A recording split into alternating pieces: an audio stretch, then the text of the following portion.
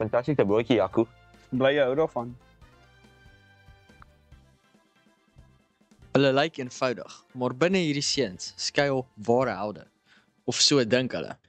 Maar gevaar loer altyd. Dis die gevreesde Skim Zero.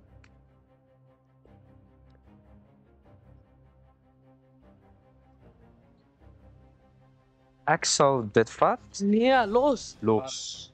Die skool se grootste bedreiging. Wel, soort van. Net om 'n skurt te konfronteer.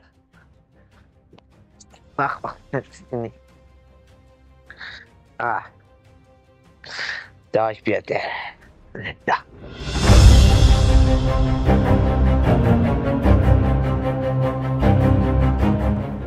En toe word die skelm gekelder.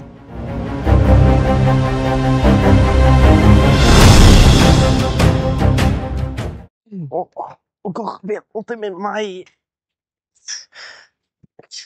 Ja, ook nooit regtig. Nog 'n dag, nog 'n vreemde oorwinning vir die helde. Hier gaan ons alweer. Dieselfde stoep, dieselfde broodjies en dieselfde helde. Fantastiese bootjie, Jaco. Bly jy hou daarvan?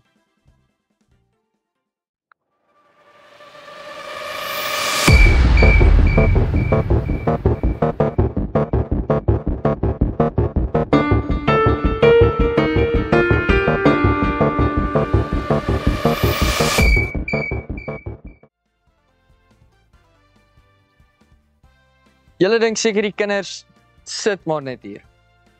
Maar wat ek sien, is veel belangriker. Ek sien kinders wat elke dag dapper genoeg is om hulle plek te soek. Alles reg, meneer Abel? Ja, Jan, perfek. Besig om helde dop te hou. Elke kind is belangrik.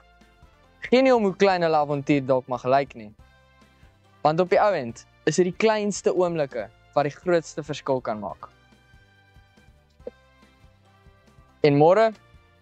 Wel, môre begin alles van voor af. Met dieselfde broodjie, dieselfde stoep en hopelik 'n bietjie meer moed.